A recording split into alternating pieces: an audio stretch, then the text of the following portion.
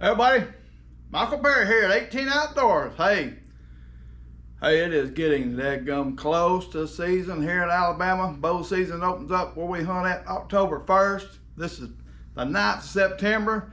I'm getting my bow stuff finished up, and today or yesterday in the mail, I got my broadheads that I ordered.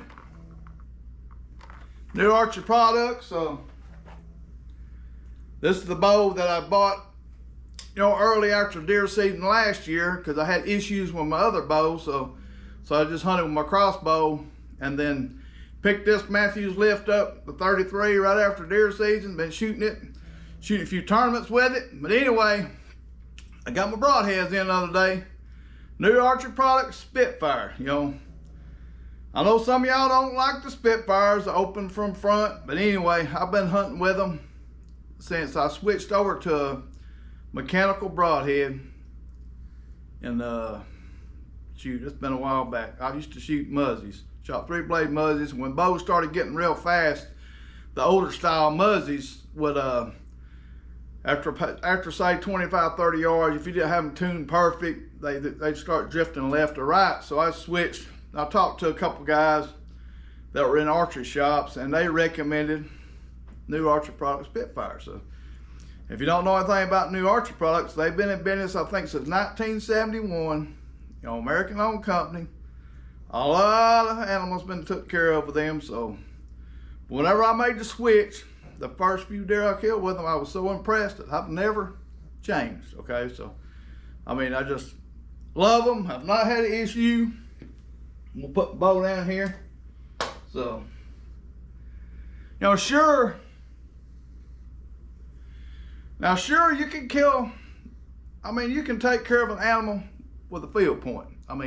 If you make the perfect shot, and you can do that with any kind of broadhead. It don't fix, mechanical or whatever. I'm not arguing that.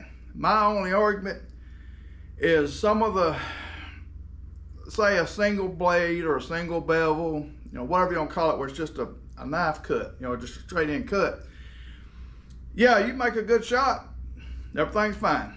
But, us being humans, or the law of nature, by the time, let's say if you got a deer that's walking or an animal that's walking and stopped, and you go to shoot, and it takes a step by the time you squeeze that trigger. So by the time your brain tells you to squeeze the trigger or the release, and it arrow flies, things can happen. So bad shots can happen. So I just always, you can say this, I've always thought, and learned and listened over time, like my dad would talk about hunting with the old bear broadheads, and they were kind of a single blade broadhead, but they put 2 bleeders, glue on a bleeder, and when that broadhead hit, the bleeder would come off as soon as it hit going inside.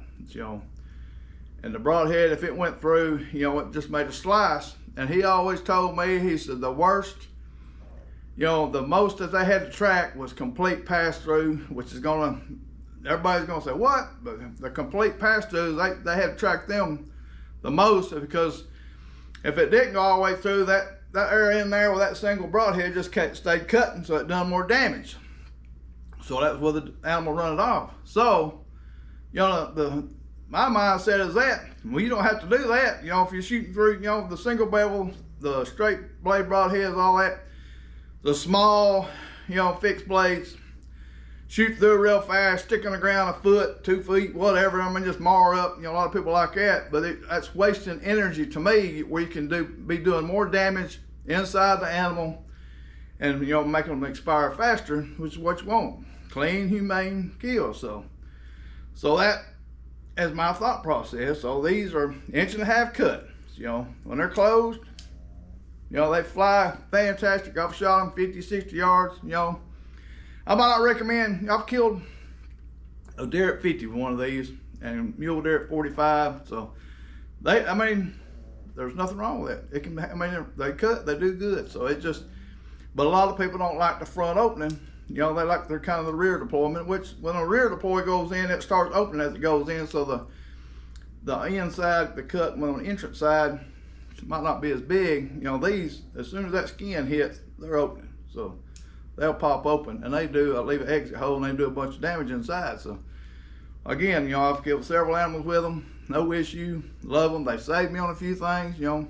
Yeah, they're not perfect. There's not a perfect broadhead, you know, it's just, but I just highly recommend, you know, a little, I mean, you know, deer is one thing versus big animals, you know, you might change, you know, but no matter what you shoot, fixed or mechanical, I recommend the best accuracy you can get with the most damage, you know, the most cut. So minimum of 3-blade broadhead to me, you know, just, you know, something that's gonna cut more. These are 1.5 inches, but it's 1.5 inches both ways. So if you got an 1.5 inch single bevel, it's just an 1.5 inches one side. So you don't get both ways. You know, your wound channel's a lot bigger with a 3-blade or 4-blade, you know, it's fixed, but anything like that. So I know that they make them smaller diameter on the 3 and 4 blades for the bows, because the bows that got so fast again, because it keeps them more accurate, you know, the tuning part. So anyway, this is what I'm going to shoot. And also recommend small diameter arrows, but good weight. You know, I'm shooting 420, 430 grain arrows. You know, 4 millimeter shafts. These are Eastons. You know, I've been an Easton fan too. So if y'all don't know me, again, Falco Perry, real loyal unless something bad happens. You know, if something bad happens, you know, I might not, you know, I might have to jump the fence and go to something better. But I've not had any issue. Easton took care of me all my life since aluminum arrows, since, you know, way back when I first started shooting. So, and I've always stayed loyal to them. I used to shoot ACCs, injection ACs, and now, you know, straight carbon Eastern Axis 4 millimeter. You know, that small shaft with the bigger outsert, you know, that entrance hole cuts, makes bigger arrow, smaller, less drag, more penetration, so you're getting more damage. So, and that's just my thought. You know, if you got a bigger shaft arrow, that more surface area, you know, the more drag. So you don't want that. You know, the least you can have on that. And also these broadheads, all their broadheads have got lines in the points and the ferrules, and that is less drag. So there's just a lot of thought, a lot of engineering went into these broadheads, and it's just, you know, the only downfall, a lot of people think, well, it takes energy to open them. Well, that is what that is. They got open somehow in there. It's going to take energy. All of them, you know, some of them might be more, some of them might be less, but again, they do a lot of damage. It don't take as much energy you think to open them. So animals expire quick. That's what I want. If you have a bad shot, they cut more, so more damage. So you can, you know, just give them more time, but you just know and have the trust that these are doing as much, you know, maximum amount of damage as you can get, unless you're shooting bigger cut, 2 inches. But and I can have, you know, you can get bigger cuts on a lot of broadheads. So, but I just don't.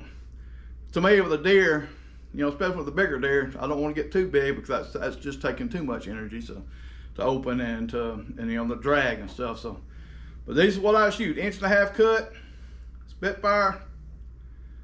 Chisel tip. I love a chisel tip. I'd rather have that, because if you do hit a bone, they'll bust. You know, it's got the 4 blades, the 4 chisel sided. So, but it'll separate that bone, get out of the way. Air goes in, plenty of damage. Again, hey, season's coming quick. I'm finishing my stuff up, getting everything ready.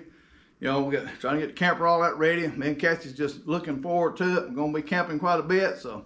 Looking forward to seeing y'all. Looking forward to seeing y'all's success pictures. I know some of y'all's in Kentucky right now, so, and some of you is having success already, and that's great. So wish I was up there, but waiting on Alabama, then Kansas. Me and my brother's going to Kansas. Looking forward to that. It's gonna be a whole new adventure. Never been there hunting before, so. But anyway, we're getting ready. Y'all get your stuff all ready. Keep shooting. If you're already hunting, great. So, but get everything ready. Get it how you like it, and we'll see y'all in the woods. Gotta get them flat. Hey everybody, thank y'all for watching the videos. Well, again, we appreciate y'all's support. If you haven't liked, please like and subscribe. And don't care if you haven't got one of our books, check out Amazon and get a book. Also, we got a link on there where you can, on our YouTube channel, where you can go on. We got a little store set up, like if you're interested in any kind of merchandise, shirts and stuff, you can check that out. And we really appreciate anything like that. So, again, we appreciate y'all's support. You know, keep watching. We're gonna keep trying to share the outdoors and how we do some things, and try to help everybody that we can enjoy the outdoors. And you know, we do this for just basically because of the environment and the community that's involved and built around hunting. So again, we appreciate y'all. Like, share, and we'll see y'all again.